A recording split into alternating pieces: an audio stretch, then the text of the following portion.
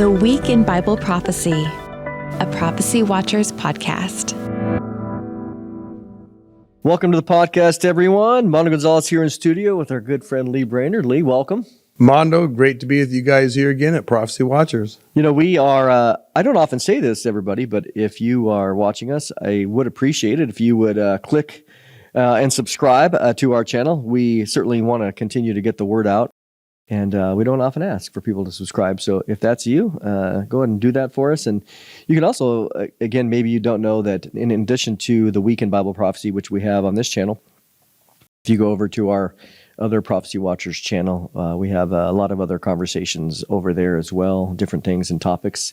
And you can find that on YouTube as well as go to prophecywatchers.com and see all the places that you can find us. And Lee, you were at our conference here back in Norman, and for those that missed that, we just want to remind everybody that we have 40 some messages that are still available by on demand, if that interests you.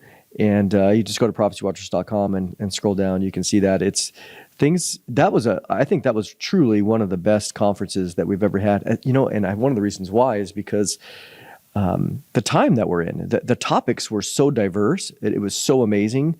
Again, I enjoy that you have all these speakers they do this full time, and they're researchers, and they're discovering things, and they're highlighting things, and it's just phenomenal. I mean, maybe share a minute, Lee, what you talked about at the end. Well, I talked about Gog and Magog. A lot of people are confused, like, okay, I think I half understand Gog and Magog in Ezekiel 38 and 39. But what do you do with Gog and Magog later on the end of Revelation? How does that fit in? Mm-hmm. And I just walk through who the Gog and Magog nations are. They're Scythian nations, Rosh, Tubal, Tobolsk, and Meshech, and etc. And I just show how these Scythian nations, mingled with the other northern hordes that are related to them, the Germanic peoples, the Gallic peoples, and the Scandinavian peoples, the whole thing is northern horde. And over again, they've invaded the empires of the times of the Gentiles, like the Babylonian Empire, the Medo-Persian Empire, the Greek Empire, the Roman Empire. They sacked Rome 4 times. And this northern horde just trying to overthrow God's appointed government in the Middle East and overthrow that and replace it with their own. This has happened over and over and over again. In modern history, Hitler's Germany was the northern hordes. The Soviet Union is the northern hordes. And so once you understand this, we have at the second coming, the 4 empires of the times of the Gentiles are crushed, they're destroyed, and the Lord sets up his eternal kingdom. So that stuff is gone. We come to the end of the millennium, the picture of rebellion left is the northern hordes. Still there. Yes. Yep. And your other message? The other message was my message on the pre-wrath rapture demolished. And I just walked through how the fact that they have a very hyper-technical argument. They see all the seals, trumpets, bowls, end-to-end with zero overlap. Mm-hmm. It makes a technical argument for the location of the rapture with the opening of the 6th seal and the opening of the 7th seal. So the 6th seal opens, you see the signs in the heavens that herald the arrival of the day of the Lord, and then the rapture happens before the 7th seal is opened. Logically, it makes a lot of sense. I mean, you can follow the logic. The sequence, yeah. Yep. Mm-hmm. But you've run into a couple problems. First of all, if the rapture is associated with the morning star and not those signs in the heavens at the arrival of the day of the Lord, so the rapture is associated with the dawning of the day of the Lord, then that argument is bankrupt, completely bankrupt. Yeah, and to me, we're working. We've obviously, you and I have done a lot of work on. We're working on a documentary on an answer, and you have a new book coming out, right? When's that coming out? Well, it should be out already, but by the grace of God, we ended up moving to Oklahoma to be closer to the Prophecy Watchers ministry and more collaboration with them. Yep. And so that just took up my whole summer, which I'd hoped to finish that book. Mm-hmm. So I've got a busy schedule between now and next June, but I'm hoping I can find a lot of 1 and 2 week windows to work on that book. We want to have the pre-wrath rapture out for the next conference, Lord willing. So. Oh, yeah, which again, our next conference is in June.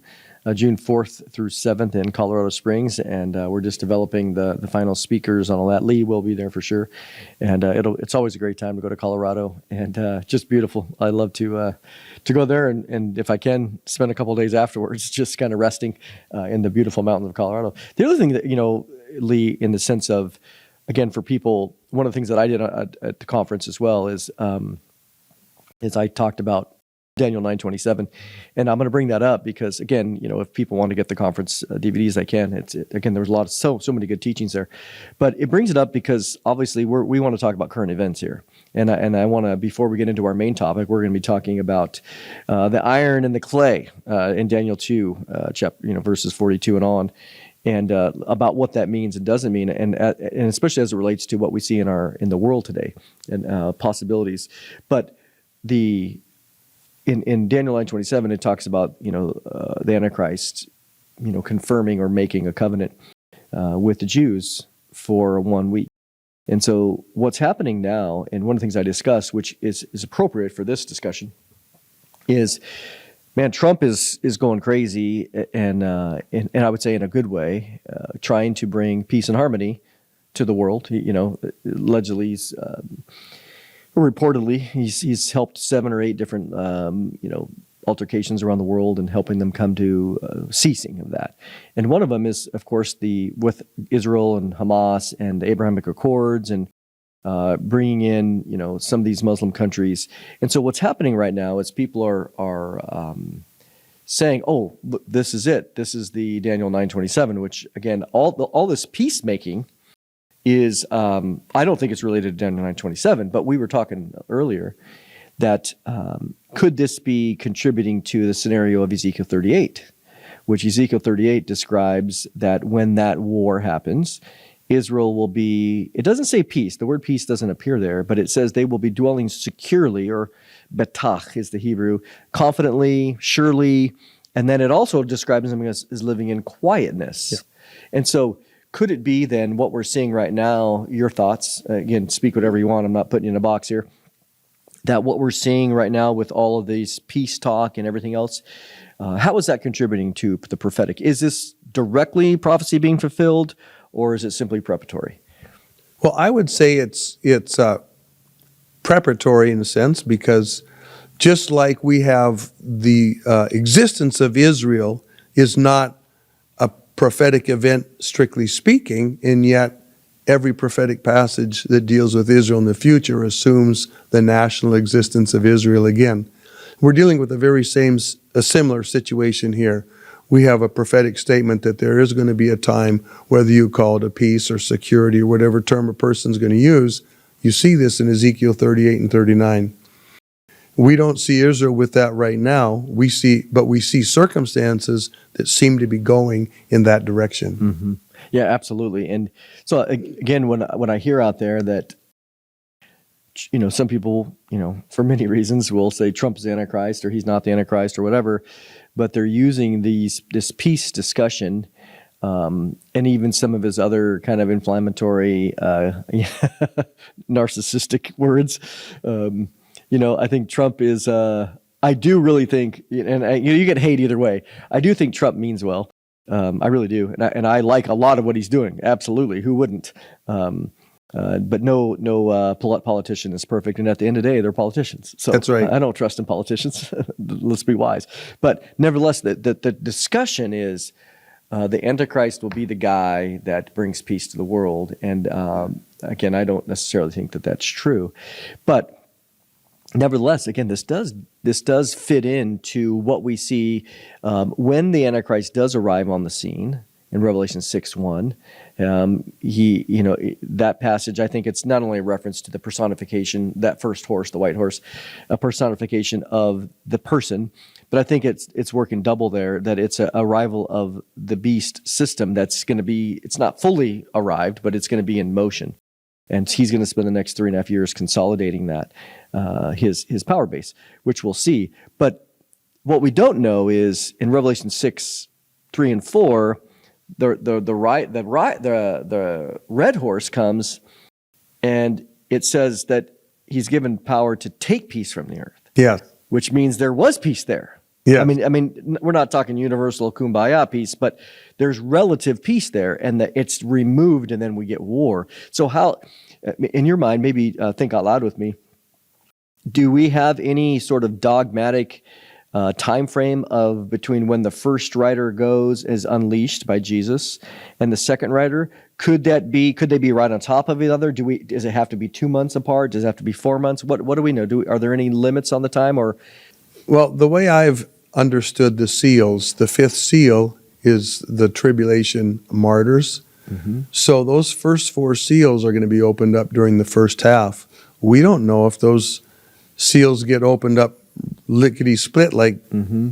a few days apart, and then their contents just keep overlapping all the way to the end, or if the first seal is open and a year later the second's open. We don't really know for sure. But I do find it fascinating that the Antichrist comes presenting a message of peace and an aura of peace. The world's going to be looking for a man of peace. And yet God is going to ensure that his entire tenure is marked by abysmal failure. Yeah, absolutely. And this kind of going to segue perfectly into what we want to talk about, because when we come to Daniel chapter 2, we see, of course, Nebuchadnezzar's dream, and we see the golden head, the silver chest, and the bronze, basically, midsection and waist, and then the legs of iron, and then we come down to the feet, where you have the toes, and then it describes this. I'll just do it right here in Daniel chapter 2, verse 40. It says, "And the fourth kingdom shall be as strong as iron, inasmuch as iron breaks in pieces and shatters everything. And like iron that crushes, that kingdom will break in pieces and crush all the others. Whereas you saw the feet and toes partly of potter's clay and partly of iron," so now we have clay and iron, "the kingdom shall be divided, yet the strength of the iron shall be in it, just as you saw the iron mixed with the ceramic clay. And as the toes of the feet were partly of iron and partly of clay, so the kingdom shall be partly strong and partly fragile. As you saw iron mixed with ceramic clay, they will mingle with the seed of men, but they will not adhere to one another, just as iron does not mix with clay. And in the days of those kings, the God of heaven will set up a kingdom which shall never be destroyed, and the kingdom shall not be left to other people. It shall break in pieces and consume all these kingdoms, and it shall stand forever. Inasmuch as you saw that the stone was cut out of the mountain without hands, and that it broke in pieces the iron, the bronze, the clay, the silver, and the gold, the great God has made known to the king what will come to pass after this. The dream is certain, and the interpretation is sure." So right out of the gate there, just kind of give us a foundation for what we want to talk about. Well, the golden image is really in some senses like the backbone that we need to understand not only the times of the Gentiles, but the second coming and the events of the second coming. And so we go from this head of gold all the way down to the feet with toes of iron and clay. Now, the fourth empire started out with an attached buttocks, and then divided into 2 legs, and then continued to divide and spread through history. The final form is going to come back together into 10 toes. So all the pieces out here in the fractured Roman Empire, including possibly some of their colonies, are going to come together in those 10 toes. Now, what's interesting about the 10 toes is that they've ceased to be all iron. There's clay mingled in there. Mm-hmm. And not only is there clay mingled in there, but there's a little rabbit trail we could come on some other day about, just like the nations and the people that make those nations are iron and clay, and they don't mix that well. So you have these kings of the last days who, just like the iron and clay don't mingle, these kings are not going to mingle with the seed of men. And now that's another interesting topic, not really quite where we're going right now. But I find it fascinating that we just look at the whole history of the world, and the history of the world is people that don't mix. It's nations that don't mix. And one of the biggest problems we're facing right now in the world is Western society and Western democracy. is a really bad fit with the Middle Eastern concepts of religion and totalitarian or absolutist government. They don't mingle at all. The Muslims will move into Europe and they want to install Sharia law. They don't assimilate. Yes, they do not assimilate. And when Europe moves into the Middle East, it's just not a good fit. And this is we're struggling with. Now, I don't know that this is the exhaustive understanding of iron and clay, but this is certainly a very legitimate application of iron and clay. So let's talk about that. Let's go back to historically speaking and looking, and then I want to evaluate what we're seeing in the world right now. This, again, this is, we want to be prophecy related in the sense of current events. So historically, you have, the head of gold, Nebuchadnezzar, Babylon, and then you have the Medes and the Persians being the silver, followed by the Greek Empire, and then Rome. So Rome comes into Israel, roughly 60 BC. And the key in the image is that all of these kingdoms, obviously there was Asian kingdoms, there's Chinese kingdoms, there's obviously the Mayan kingdom in North America, South America, etc. So we're not talking about any of those. And it's not that they're not important, because the Bible doesn't talk about. The Bible's focused around the land of Israel. That's exactly right. And so the reason why this particular set of kingdoms appears in the Bible is because of their connection ruling not only over the people of Israel, but over the land. So this particular small little piece of land, real estate in the Middle East. And so that's why these particular kingdoms get mentioned. So when you come down to Rome comes in again. Basically, Rome was invited in to, again, in the first century BC, to help bring some order to some internal strife. Once Rome comes in, they don't leave. All right. So, but at this time, so Rome is there. Let's just say the time of Jesus. Okay, Rome is there, and certainly during the time of Paul. And so, in the sense of the image, then the Roman Empire clearly is the legs. We know, especially later under Constantine, that he establishes Constantinople in the east, modern day Istanbul, the eastern side. So you have an eastern and a western leg, in the 4th century. So let me ask you this: is at the time of Paul, what's the state of where are we at on that statue? In the legs, were the toes there at the time, or were there mixed? Was the iron and clay in existence as well as part of the legs at the 1st century, or are the toes and the made of iron and clay? Is that only for end time? Well, how I've put this together is that even though there were individual nation states that were part of the Roman Federation or the Roman Empire, and yet they all were unified with one Caesar, one governor. And that was original. That would be the time of Christ. Then later on, in the 3rd century, it started to divide. In the 5th century, it was permanently divided into the east half and the western half. They had distinct capitals. So now you had the two legs. And the eastern half submitted to Constantinople, the western half submitted to Rome. Well, then eventually, under those northern hordes, the western half fell. And you really didn't have a Roman Empire anymore except for the collapsed west and the eastern half. The eastern stayed for another 500 years, for sure. And then the eastern half was overtaken by the Muslim horde. And the eastern half became Muslim. And then we end up with later on in the Middle Ages, we have the west and east fighting over the possession of Jerusalem in Israel. And sometimes people look at this like it's the Roman Empire trying to regain Jerusalem. But from my understanding, it was always in possession of the Roman Empire. The eastern half overcome by Islam, and the western half, which maintained that Judeo-Christian stuff, especially the Christianized aspect of it. Mm-hmm. Now, when we come down into our day, we're deep into the feet. And we have a bunch of fragmented pieces of the Roman Empire that shuffle and juggle from time to time in various ways as men are trying to bring about unity in Europe and unity in the Middle East and unity in the Roman Empire. Ultimately, it's going to come together with 10 units. And whether this is 10 units that are artificially designed and assigned technocratic rulers, or whether it's 10 of the more powerful nations get assigned a couple of the less powerful nations and they make 10 units. But ultimately, this is where we're at. We're close to this. This is where the world is headed.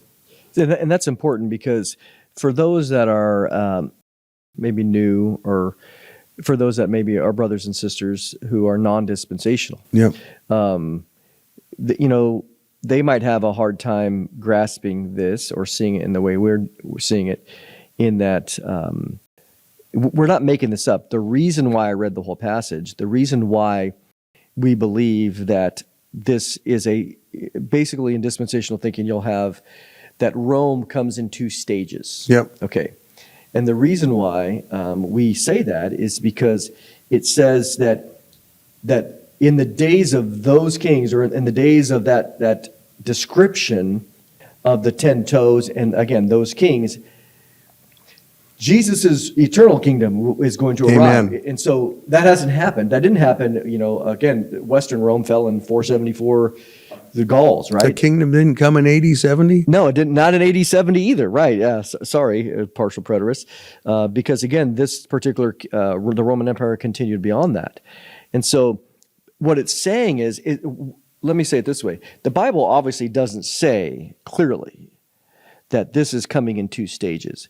So this is a necessary logical deduction that when Jesus returns, this kingdom will be there. That's right. And so, but if you go look around, let's say 400 years ago, again, you have the Ottoman Empire that was ruling over Jerusalem. Well, hypothetically, you could say, well, at that time, oh, wow, if Jesus would have come back then, I guess it would have been the Ottoman Empire. So what he's saying is, when Jesus returns, this 4th kingdom, this Roman kingdom, is going to be reestablished somehow. Yeah. But it's going to be weak, strong, and fragile at the same time. Yeah. Focused around that. And so that's why we would claim or ascertain from the text that it has to come back. And so that's the other thing then, it is, what do we envision then when the Antichrist comes, this beast? We see again the animals here in Daniel. We see it in Daniel 7, right? The leopard and the bear. We see the language there, but then that same language appears in Revelation 13. Yeah. So it's tying it back, saying, hey, pay attention that this final kingdom at the end, before Jesus destroys it with the mountain not cut out with hands, is going to somehow incorporate all of the previous kingdoms in some very odd-looking beast, Yeah. at least visually or figuratively. Talk about that. Well, it's interesting on this, because the first thought I want to bring out is, sometimes people talk about the Roman Empire kind of ceased to exist and it's going to come back into existence. Mm-hmm. I think it's better if we explain it that the Roman Empire didn't cease to exist. It divided, and then it fractured. Mm-hmm. And those fractured pieces are going to come back together in a consolidated empire, like as you mentioned, with weakness. Now, what's interesting about the next point that you brought up, which is that what's this going to look like? I mean, you've got it represented by these different beasts. I find it interesting that you have the lion here that represents the Babylonian Empire. This is an odd duck. This isn't a normal lion. Mm-hmm. The leopard has wings. That's not a normal leopard. And then the bear is not a normal bear. You come to this final beast, and it's a mixture of all these previous beasts. Chimera of some kind, for Yes. sure. And there's a mixing going on here. Now, the dark realm has always been into mixing. They mixed human beings and angels. They mixed angels and animals. They mixed animals and human beings.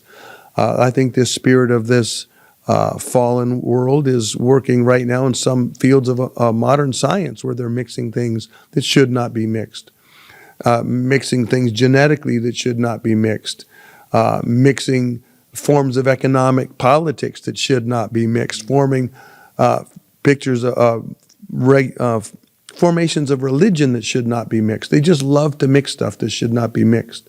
So we come down the last days. Somehow, some way, this obscenely divided picture of the Roman Empire and her colonies is going to have to come back together. Because right now, humanly speaking, we look at the Europe and the Middle East, and it's hard to even imagine that coming together as iron and clay. It just seems like that's even a little bit of a stretch. How do you even get them unified? They do not mingle. And yet something is going to happen that's going to bring these together. And it's not a normal, natural process. I think it's going to be a supernatural process that's going to unify them. Yeah, and so let's talk about that for a minute, because in Revelation 13, this brings up, and we're not going to leave the iron and clay idea, so just keep that in your mind. In Revelation 13, I stood on the sand of the sea, and I saw a beast rising up out of the sea, having 7 heads and 10 horns, and on his horns 10 crowns, and on his heads a blasphemous name. Now again, the beast which I saw was like a leopard. His feet were like the feet of a bear, and his mouth like the mouth of a lion. There we have that connection. The dragon gave him his power, his throne, and great authority. And I saw one of his heads as if it had been mortally wounded, and his deadly wound was healed, and all the world marveled and followed the beast. So they worshipped the dragon, who gave authority to the beast, and they worshipped the beast, saying, "Who is like the beast? Who is able to make war with him?" So that's an interesting little nugget. And he was given a mouth speaking great things and blasphemies, and he was given authority to continue for 42 months. Now this is what I want to get to. He says, he opened his mouth in blasphemy against God, to blaspheme his name, his tabernacle, and those who dwell in heaven.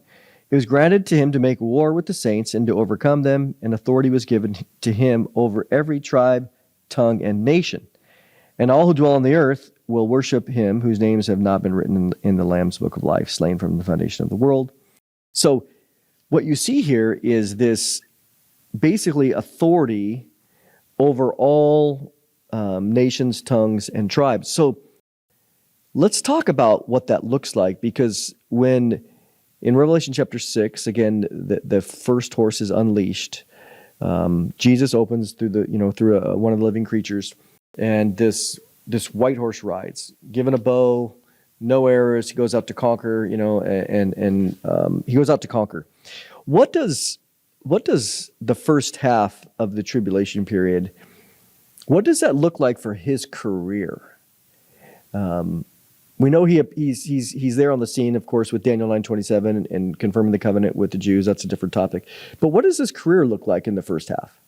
I think he's mostly going to be consolidating his power base, expanding his footprint in the world, promoting the one world economic system that's going to be imposed in the future, going through the initial stages with his deep state government and his cabinet, getting ready for what he knows is coming in the middle of the week, which is setting aside all religion. Mm-hmm. It's very interesting that you see this pattern at different times with totalitarian governments in the world, where they use religion to come to power and then they get rid of religion. We saw this to some degree with the Nazis in Germany, where they were much more open to religion at the beginning, but once they consolidated power, if your religion didn't march in lockstep with them, you were not welcome. We saw the same thing in the Soviet Union. Karl Marx even called religion useful idiots. Mm-hmm. And I think we're going to see the same principle with the Antichrist. He's going to use this one world conglomeration of religions, whether it's Chrislam or some other variation, going to use that to promote his message to the world. But once you have this unified Babylonian religion come together in the first part of the tribulation, now you've only got one impediment to his image in the temple. You don't have 100 or 1,000. And so I think that's one thing we're going to see in the first half, is this ecumenical movement coming together. We're going to see the Antichrist consolidating power, and we are going to see Israel going forwards with her rabbinical version of Judaism in the temple. It's interesting too, because we know in the description of the book of Revelation that the woman, the harlot, the mother basically of all blasphemies, right? She is riding the beast. Yeah. So talk about that. Talk about her for a moment, and she's riding the beast, so she's obviously connected with him. Yep. And yet she has one enemy. Okay, she's drinking the blood of the saints. And then maybe talk about how that, you mentioned it briefly. We know as well in Revelation 17, basically 12, 13, that and on, that he turns on her, and the kings burn her with fire. So maybe unpack that a little bit for us. Well, what I find fascinating here is that religion, from the time of the Tower of Babel with Nimrod, religion has always tried to dominate politics. You saw religion dominating politics in the South American cultures. You see religion dominating politics with the Native Americans. You see religion dominating politics in the Hindu nations, the Buddhist nations, in the Muslim nations.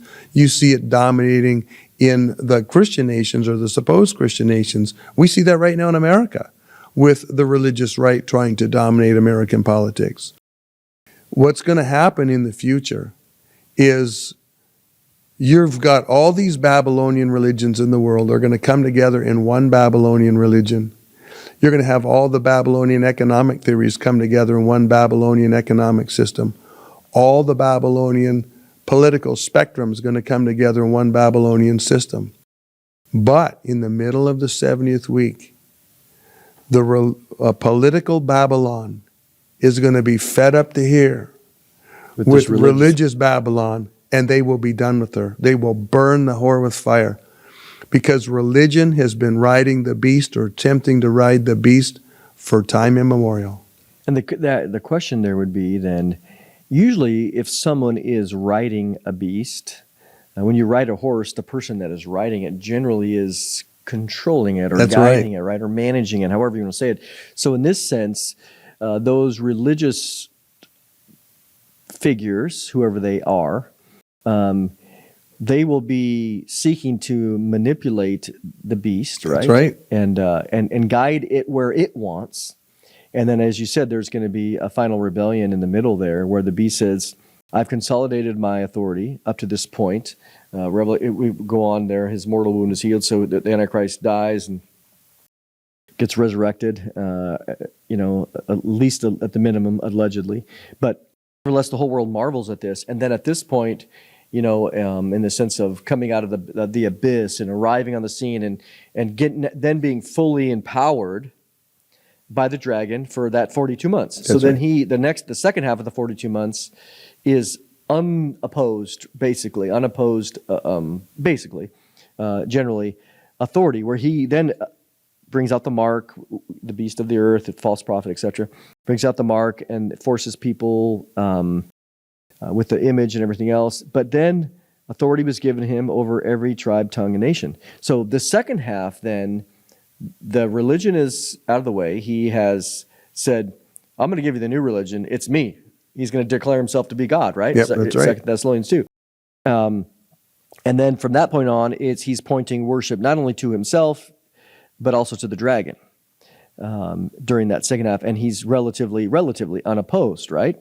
So looking out right now, again, we're not there yet, but looking out at the world, we have several. We have, you mentioned Chrislam, so we got Christianity, Judaism. We know where that's going to be during the tribulation, right? They're going to be back in their temple, at least for the first half.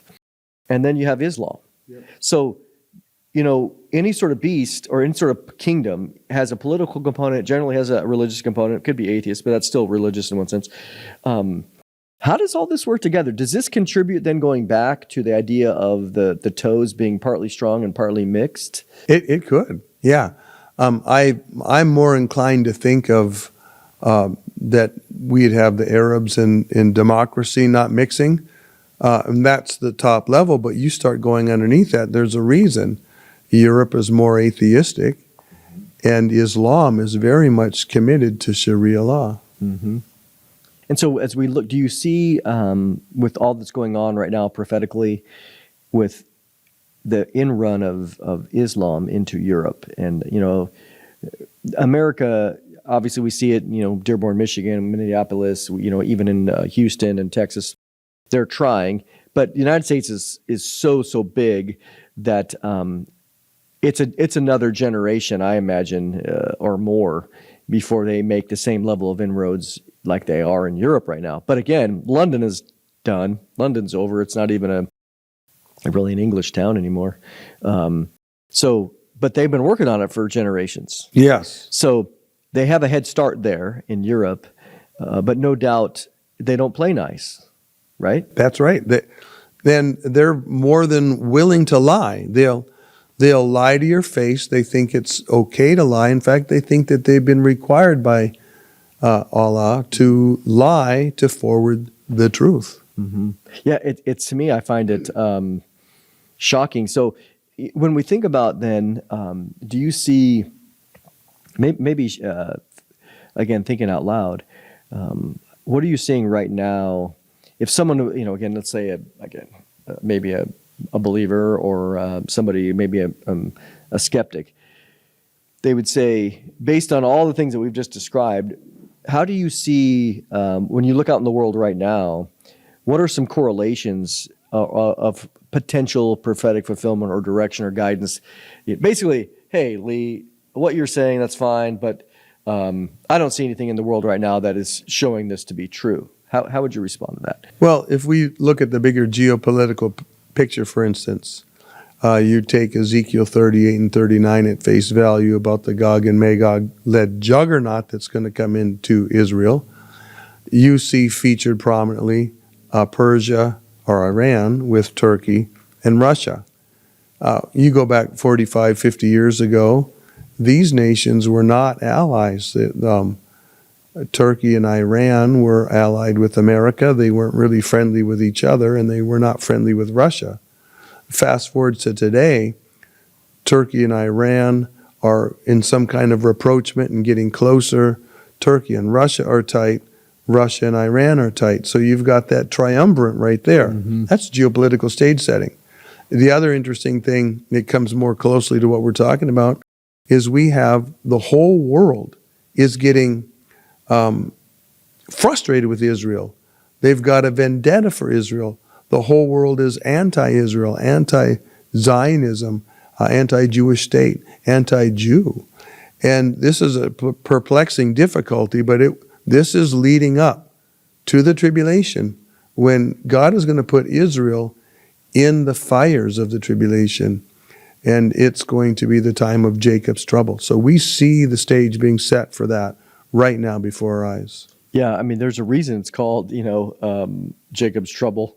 And even in Hosea 5, it describes in their distress, they will seek the Messiah in that regard. The other thing that I find interesting, and maybe we can discuss as it relates to timing, in that if we were to go back to 2022, let's say, it's interesting. Again, 3 years ago, where what we would have examined then is, man, globalism is having its heyday. Yeah. The World Health Organization, the United Nations taking the lead on all the COVID responses. We're seeing vaccines going worldwide. We're seeing digital IDs. We're seeing this unified effort of globalism. Yep. And I remember at the time, talking about like, wow, this is shocking. Look around. This is what we expect, right? Yep. Well, then along comes Donald Trump. Yep. It throws a wrench, at least overtly, in at least the political area. I do think that, maybe unknowingly, I don't know, that he is contributing to the technological backbone of that future beast system, with the Stargate project and Palantir coming in and just a lot of things. Technologically wise. Yep. But politically, no. He's very much put a squash on. He's put America first, pulled us out of these agreements that, we saw the climate religion, all these other autocratic laws that came down in 2023, which all of us were going, that's what the beast system is going to look like, even worse. Yep. So, but right now it's kind of, it seems like the United Nations and others have, not that they ever stop, but they've had to kind of go in the shadows because they're not getting what they want. The United States truly has created a certain level of political nation-stateism or Yep. patriotism going down to South America. Others, you see it through Europe. How is that contributing? Are we just on hold? Is this going to be a rubber band effect, depending on, again, who's in the White House next? Yeah. Well, it's going to be interesting to know because in my mind, I've conceived of the Antichrist as neither hard right nor hard left. I've conceived of him along the line of the Hegelian dialectic, where you've got the thesis and the antithesis, and these two come fighting. So you've got capitalism and communism, and they come fighting. And then ultimately, one side doesn't win and the other side loses. They kind of just morph into each other, and you get the synthesis. Mm-hmm. And I think we're seeing democratic socialism and socialistic democracies around the world. So that now you have democracies like America, which are voting in socialistic practices and becoming more and more socialistic. And you have states like China, which are very socialistic, and yet they've embraced some democratic practices and some capitalistic practices. Yeah, for sure. And so I think what we're going to see is, I think the sway between the left and right is going to decrease in the future. I think that whether we see the pendulum swing a little bit back to the Democrats or not, ultimately the power base in America is going to be more centralistic. It's going to be less extreme left, less extreme right. Maybe they're going to consolidate with maybe 70% of the Americans who will be happy or content with that. In some ways, that's good for America, but it certainly isn't going to make America godly again. It might make America great on some limited perspective. Yeah, I think that, in thinking about making America great again, I think in Trump's mind, I would say, practical expectations of Trump, in that, he's not a pastor, he's not a theologian, but his definition of greatness is probably would differ from God's. Yep. I think for sure. But his is primarily economic. He's a That's businessman. right. And so for him, he wants the greatest economy. He wants the greatest technological advances. He wants the greatest military. He's thinking in terms of strength. So in that regard, I think what we often wonder is, well, it says here again, Lee, authority was given to him over every tribe, tongue, and nation. Well, what about America? Yeah. Where's America at in prophecy? And I think about America post-rapture. Yep. And not only post-rapture, because I truly do think that if you look at the rapture and people that, I think in terms of a percentage of the nation that is Christian. So, for example, with China, in the sense of the leadership, what's the percentage of the Chinese leadership that are Christian? Almost none. Almost none. So when the rapture happens, the leadership is going to be like, did something happen? Is everybody here? Yeah. I mean, they're going to go on with no bump in the road. Yeah. That could be the same. I would say the same thing for Europe. Yep. If you look at most of the leaders of the European Union, most of them are not conservative, Bible-believing, born-again Christians, and so they're going to be like, "Well, what happened? Do we lose some people? Everybody's still here in the leadership team." But the one place I think that is going to be affected the most is America. Yep. And so when you remove 20% of America, I mean that could be 60 million, 70 million. Well, granted, in China, you might have 200 million Christians, but they're not in leadership. Yep. So when they go, it's not going to affect the leadership of the country. But here, removing all of that group out of society, the not only the government, but as well as technological businesses, you name it, America is going to implode after the rapture. And so I don't anticipate, I think at that moment, our debt will become due. Because economically, how are we going to sustain it? And then we're going to have to make some concessions, which I don't anticipate being here. But all of a sudden, boom, if you want to be a part of the system, you owe us, pay up. Yep. And in order to do that, now let's add in the Great Delusion. That's right. I don't think we can conceive of what the tribulation truly is going to be like with the Great Delusion being there, as well as all the chaos and everything else that's going to happen at the second seal. No, the tribulation is going to be the greatest moral darkness on the planet ever. It's going to be the greatest destruction on planet Earth since the flood. And it's just going to keep increasing until it ends with fire that will be as destructive as the flood. You're going to have political chaos like we've never seen. We're going to have world war, dozens of wars around the world, famine like the world has never seen. I mean, it's interesting that the fourth seal alone takes a quarter of the world's population. Yeah. That's territory the world's never been in. A World War II, the highest estimate that I've seen for the death toll, including those that were battlefield casualties, those that died of pestilence, and those that died of famine, or disease and pestilence, is about 100 million people. That's a big number. Yeah. But if you go into the tribulation with 8 billion people and you lose 25% just on the fourth seal alone, you've just lost 2 billion people. That's 20 times the death toll of World War II in less time. In less time. To me, it's just a reminder that, all of us, and we've talked about this and we joke about it, is that we have a very, very bona fide framework of the end times. Yep. But some of the particulars we hold very loosely. That's right. Well, Lee, good time, good talking today. Appreciate everybody listening. Daniel, too, we're in for some interesting times. And as we watch, don't think for a moment that the devil is in retirement, drinking a margarita on a beach somewhere like, oh, I guess, everything is I just put on hold. It is not put on hold. Things just go into the shadows. That's right. Exactly right. And if you're out there listening and you're not a Bible reader, we want to encourage you to go find yourself a Bible and start reading, start in the Gospels and get the Gospel down and go on to Revelation and find out what in the world's going on. Absolutely. I mean, at the end of the day, you need to be ready. And the only way to be ready is to put your faith and trust in Jesus Christ, who died for our sins. And faith in him gives us eternal life, and we will be ready for when the time comes. We do believe that we will be raptured and rescued, as Luke 17 describes, a rescue prior to judgment. And so if that's you, I pray that's you. I pray that's you and all your family as well. So thanks for listening today, and we'll catch you next time.